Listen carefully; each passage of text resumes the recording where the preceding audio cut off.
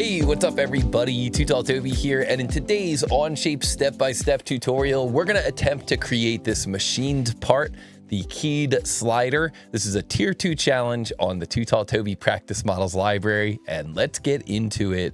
So I'm gonna say click here to begin, and go! So we see here the question is, what is the mass of this part in XXX grams? So we've got a part in metric here. The material is ABS, and this is a part that could be machined. It could be 3D printed. It could even be injection molded, and it's some kind of a machine part that would maybe go onto a workbench and it would kind of slide back and forth. Maybe you're using this for some kind of a jig. You're holding some kind of a tool or maybe some kind of a rod here that's part of that sliding mechanism. So one of the first things we ask ourselves when we're modeling a part like this is, where are we going to place the origin? Now, the model has symmetry running down this line here, so I think that tells us that the origin is going to be in the middle of that line or somewhere along that line. And then we can take a look at this view here, and we can see that there are quite a few dimensions that seem to be originating from this corner here. And anytime you've got a lot of dimensions that seem to be coming from the same spot, that's usually a good spot for your origin. So we'll put the origin down here, and now the next question is, what is our first sketch going to look like, and what are some of our subsequent sketches going to look like?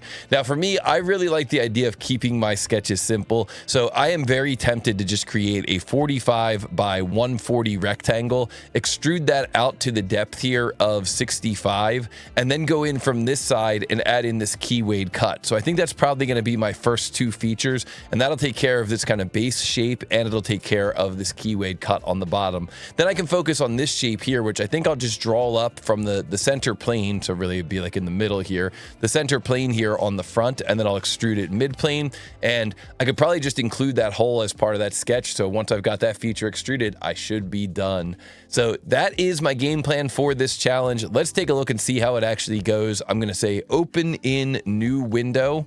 And I know it took a couple of minutes to come up with that game plan, but I just always think it's good to come up with a game plan and then jump into Onshape. So I'm going to move this over here onto my second screen. I'm going to move the clock over here so that we can keep an eye on my time. Let's see if I can beat the average time here, 7 minutes and 9 seconds. Let's see how it goes. And now we're going to jump into Onshape and create a new document. This is going to be in the public space, so I'll call this 24-04-09 space keyed slider. So that way, if you want to look for this file, you can just search for it in the public space in Onshape. By default, my profile is set up to use millimeters and grams, so I know I don't need to go up here to this hamburger menu to change my workspace units. I already know that I'm good to go. And so I'm going to start out here on the front plane, S key, begin a sketch, N key to get normal 2, and then I'm going to create a rectangle, so S key rectangle, single click, move my mouse, let go of my mouse, and I'm going to type in 45, enter, 140, enter. Now, single click, there we go, 140, enter, 45, enter. Kind of did it backwards there. Now, one thing that maybe I could have thought of during the game plan, I didn't really think about it, but now that I'm looking at this, maybe I could also sketch that upper shape at the same time here. So for that upper shape, what I could do is I could start here at the origin, come all the way up in this direction, single click, let go of my mouse, 73, enter. So that gives me a line coming up to the beginning of that arc. Move my mouse away, and now I'm not clicking anything. Put my mouse over that endpoint, and then I can come off of that endpoint again, and it automatically transitions me into a tangent arc. And that's a really good shortcut in Onshape. So I'll single click over here, let go of my mouse, radius 22, and then I can bring a line straight down here, can bring a line over, and then I could bring a line straight down like so. And now I can just hit escape and add in those final dimensions. S key dimension, single click here, come up to this line. I think that's 53. And I can single click here over to this line, and that distance is 99. And then the only thing I have to do really is just add in my circle, right? So we can move these dimensions off, and this is really what your very first sketch could look like. Now, you could do it in 2 separate sketches like I mentioned in the game plan, but actually I think this looks a little bit better. Sometimes I underestimate how powerful Onshape is when it comes to creating multiple contours in the same sketch and then using those contours for different features. So there's that final circle with that dimension 17, and I think this is looking good.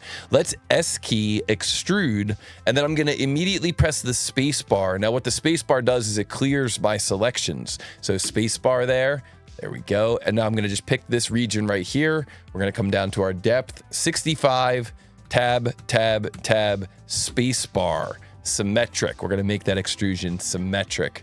So now we can hit the green check mark or hit the enter button on your keyboard. And now I'm going to show that sketch again. I'm going to pick this region here, S key, extrude. And now this one is going to be tab, tab, tab, 45, tab, tab, tab, space bar, enter. So it's really good to practice those workflows so you can get used to that process of extruding those features.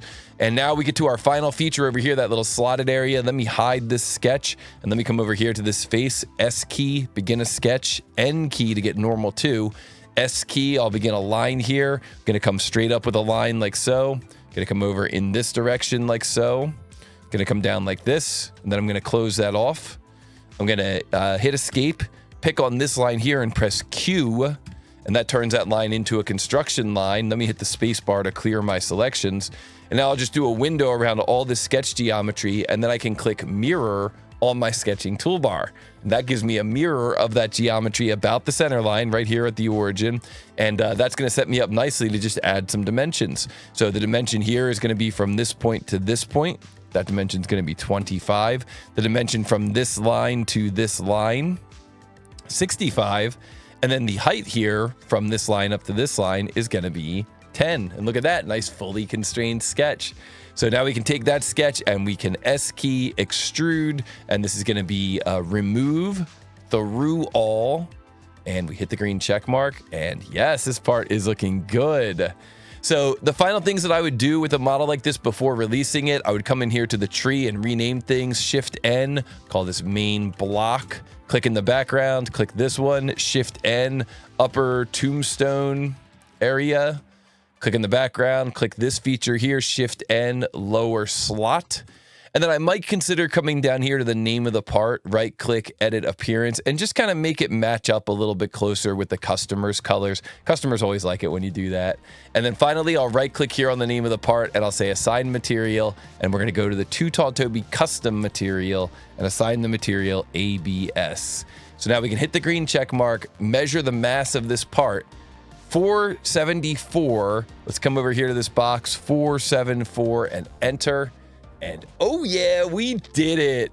And so you can see here that we didn't quite make it as fast as the average time. The average time was 7 minutes and 9 seconds. We did it in 7 minutes and 14 seconds. But you'll notice that I didn't want to sacrifice that idea of best practices of renaming the features here. It's so important to rename your features. It's going to make it so much easier for you and for your coworkers to look back at your work later on and to understand exactly what you did. So I did want to take those extra few moments just to rename it because it'll really help you in the long run. And I hope that you will take that advice when you're going through and building your models. But there we go. We did it. The answer is correct. And of course, because we are a member of Practice Models Premium, we could always go back in and do try again and see if we could beat that average solve time. But that's going to end the Onshape tutorial for today. I hope that you enjoyed this tutorial. Let me know down below in the comments of this video if you have any questions. Be sure to join us on Discord if you have any questions as well. And of course, I just want to say thank you so much for being a member of the Practice Models app, for being a member of the TooTallToby community, and I will look forward to seeing you in the next Onshape tutorial.